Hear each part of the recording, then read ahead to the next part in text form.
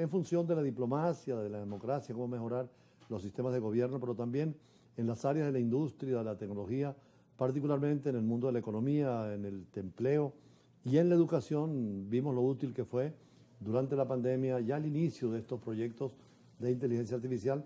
Y hay venezolanos que están, sobre todo en el exterior, dando ejemplo de lo que es el estudio, la aplicación. Isaías Blanco estaba en los países nórdicos, es especialista en inteligencia artificial. Precisamente va a estar el sábado en la ULAC, la Universidad Latinoamericana del Caribe, con la Academia Internacional Euroamericana, para hablar de este tema, porque cómo aplicarla, en el caso nuestro, en la diplomacia y en las relaciones internacionales, pero también en la medicina, de la cual vamos a hablar.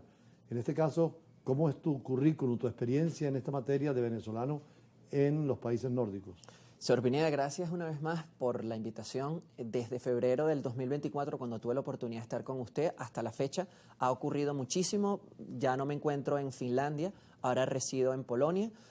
Por cosas de la vida, aquí en Caracas tuve un accidente y me hizo pivotar de la inteligencia artificial a la inteligencia híbrida sin renunciar a los modelos predictivos para mejorar y para recuperar el 100% de mi cognición. Inteligencia artificial, modelos híbridos y incorporar la inteligencia artificial a lo tradicional, ¿cómo hacer? Sí, bueno, es que lo primero que nosotros tenemos que entender son los procesos cognitivos de nuestro cerebro. Tenemos que entender que hay procesos de cognición, cuál es el proceso atencional, de percepción, cómo nuestro cerebro es capaz de procesar, almacenar, retribuir la información, memorizarla para luego aprender. La inteligencia artificial, como ya lo hemos conversado a lo largo de bastantes intervenciones, está construida con amplios volúmenes de datos y está inspirada en los modelos cognitivos de la humanidad, ahora del ser humano. Ahora lo importante de la aplicación de la inteligencia artificial o de los modelos predictivos sirve para la economía, para la salud, para las ciencias sociales, para la gobernanza.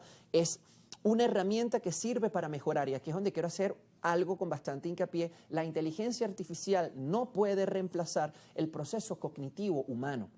La inteligencia artificial sirve, o los modelos predictivos sirven para mejorar, maximizar, extender nuestra cognición humana y procesar amplios volúmenes de datos que no somos capaces de precisar y conmutar en fracciones de segundo. Bueno, eso por ahora, sobre todo en esta situación, pero con el desarrollo progresivo de la inteligencia artificial, con la capacidad de reproducir, porque en el fondo somos una máquina también. Finitos. Un organismo, como todo lo que es la vida, son energías, son moléculas, son átomos. No podría llegarse inclusive ya a tener sentimientos más allá o de interpretar los sentimientos más allá de lo cognitivo. Es una pregunta bastante interesante lo que usted señala, señor Pineda. Hay mecanismos y hay algoritmos y modelos de Machine Learning que sirven para hacer un análisis de sentimientos. Se entrega un texto y al algoritmo se le indica que, basado en un análisis sintáctico, semántico, gramatical, luego que pasa por un proceso de tokenización para que se indique si el tweet o la expresión o el comunicado o el email tiene una connotación positiva y negativa. Yo, como científico y como especialista, estimo de una manera muy responsable que en menos de 5 años ya habrán algoritmos que puedan simular el proceso de la formación del sentimiento. No tendrán una emocionalidad, porque esa es una característica cortical y subcortical de la humanidad, pero sin embargo puede ser entrenado para simular un proceso, un sentimiento, lo que puede ser. Podemos formar, de hecho, esto es algo bastante interesante, porque si bien hablo con experiencia propia, tengo un modelo basado en Llama, que es el modelo de inteligencia artificial de Meta. Lo he entrenado con más de 500.000 papers en psicología, en neuropsicología y en inteligencia. Que además te fue útil para ti mismo porque tuviste un proceso de recuperación de salud física y psicológica. Wow, señor Pineda, yo nunca me imaginé, y esto aquí es donde vienen las paradojas de la vida, y aquí es cuando vienen los designios de Dios, porque lo tengo que poner. Jamás hubiese llegado a la inteligencia híbrida si aquí en el Ávila, cuando venía de Lagunazo, tuve un accidente que apoyé a una señora que tuvo en un rescate. Al sacarla a ella, me precipito yo de espaldas 11 metros, allá arriba en Lagunazo.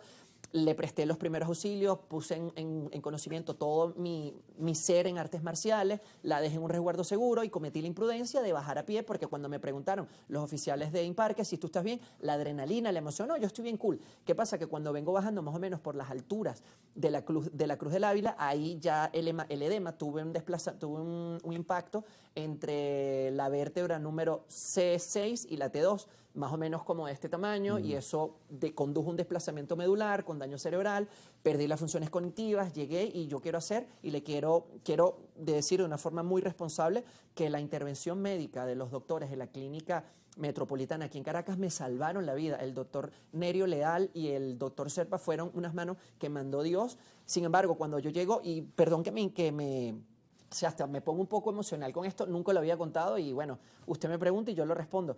Cuando llego a la clínica de emergencias totalmente con una parálisis corporal, literalmente lo único que podía mover era apenas un poco el cuerpo, mis funciones cognitivas estaban totalmente estaban ya falleciendo. Y la intervención médica en cualquier momento me ayudó con un procedimiento médico, comencé a recuperar la movilidad. Sin embargo, me di cuenta que mis funciones cognitivas, mi aparato fonador y mi locomoción no estaba al 100%. Ya cuando me recupero estando en cuidados intensivos y estando hospitalizado en el hospital por espacio de un mes, atendiendo fisioterapia. El punto es de que yo en mí mismo me doy cuenta y digo, tengo que usar la inteligencia artificial para predecir cuál es el movimiento y logré vectorizar el dolor. Es decir, transformé la escala de dolor en vectores, en un plano cartesiano, para decirle a un modelo qué movimientos no puedo realizar y qué movimientos puedo realizar. Y sin embargo, comencé a hablar y usar unos modelos de open source, de software libre, de texto a voz para empezar a comunicarme. Hablaba 6 idiomas. Antes del accidente, ya por lo menos ya tengo 3 perfectos y ya estoy recuperando el catalán y con el francés ya estoy volviendo un poco. Pero ¿cómo fue el proceso de recuperación?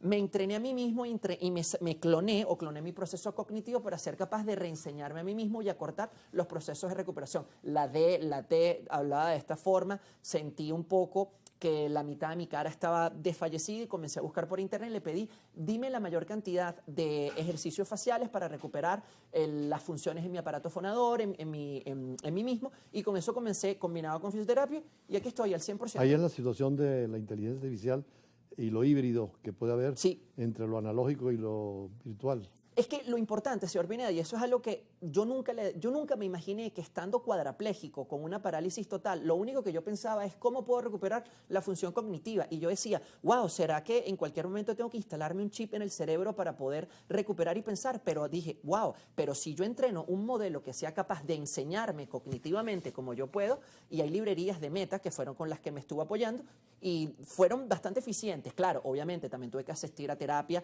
física para poder recuperar el resto de la movilidad al 100%. Usted sabe que yo soy sensei en karate y ya al principio algunos movimientos eran rígidos, pero con información provista por la inteligencia artificial. Es más, no digo inteligencia artificial, con los modelos predictivos fui capaz de recuperar la locomoción al 100%. Sí, ahí los datos son fundamentales, que es el petróleo hoy de la inteligencia artificial, y en la medicina es esencial también esa capacidad de predictiva que tiene hoy la inteligencia artificial. Vamos a ir un corte y regresamos para seguir hablando porque sé que el sábado vas a tener una conferencia sobre esto en la Universidad Latinoamericana y del Caribe. Gracias. Y vas a abrir un